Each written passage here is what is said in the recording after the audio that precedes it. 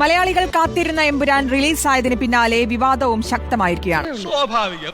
സിനിമയുടെ ഉള്ളടക്കത്തെ ചൊല്ലി സംഘപരിവാർ ക്യാമ്പുകളിൽ നിന്നുയർന്ന വിവാദം സിനിമയ്ക്ക് എത്രത്തോളം ഗുണകരമായിട്ടുണ്ട്? ഇതൊരു മലങ്കോള. ഈ വിവാദത്തിന്റെ അടിസ്ഥാനം എന്താണ്? റിലീസ് ചെയ്ത ദിവസം മുതൽ എമ്പുരാനിലെ രാഷ്ട്രീയം കത്തുകയാണ്. സിനിമയിലെ രാഷ്ട്രീയത്തെ അഭിനന്ദിക്കുന്ന കുറിപ്പുമായി ബിനീഷ് കോടിയേരിയാണ് വിവാദങ്ങൾക്ക് തിരികൊളുത്തിയത്.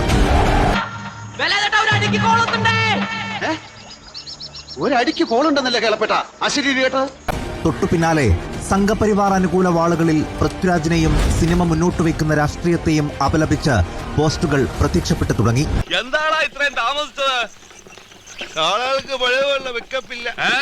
വ്യാപകമായി ടിക്കറ്റുകൾ ക്യാൻസൽ ചെയ്ത് പ്രതിഷേധവും തുടങ്ങി.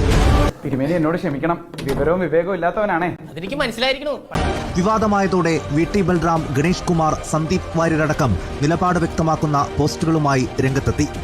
ഇങ്ങനെ എന്തെങ്കിലുമൊക്കെ പറയുമ്പോഴേ എന്റെ മനസ്സിനൊരു സന്തോഷം ഉണ്ടാവുള്ളൂ. മോഹൻലാലിനെ കുറ്റപ്പെടുത്തി പ്രചാരണം തുടങ്ങിയതോടെ സിനിമ 100 കോടി ക്ലബിൽ കയറിയെന്ന പോസ്റ്റും നന്ദിയുമായി ലാലേട്ടനുമെത്തി.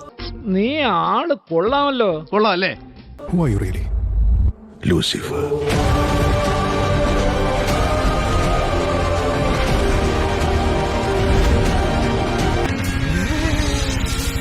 എമ്പുരാൻ വിവാദത്തിൽ ബി.ജെ.പിയും ആർ.എസ്.എസും രണ്ട് തട്ടിലാണ്.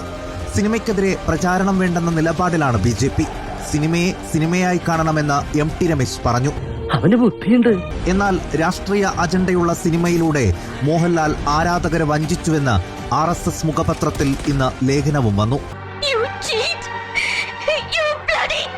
ബാക്ക്ഗ്രൗണ്ടിൽ അടിപിടി കത്തുകയാണെങ്കിലും സിനിമാ കളക്ഷൻ റെക്കോർഡുകൾ ഭേദിച്ച് മുന്നേറുകയാണ്. സൂപ്പർ ഹിറ്റോ, ബമ്പർ ഹിറ്റോ, ഈശ്വരാ ബമ്പർ ഹിറ്റ്, ബമ്പർ ഹിറ്റ്, അയ്യോ ഹിറ്റ്. അന്താരാഷ്ട്ര നിലവാരത്തിലേക്ക് മലയാള സിനിമയെ ഉയർത്തുന്ന എമ്പുരാനെ ഇരു കൈയും നീട്ടി സിനിമാ പ്രേമികൾ ഏറ്റെടുത്തു കഴിഞ്ഞു.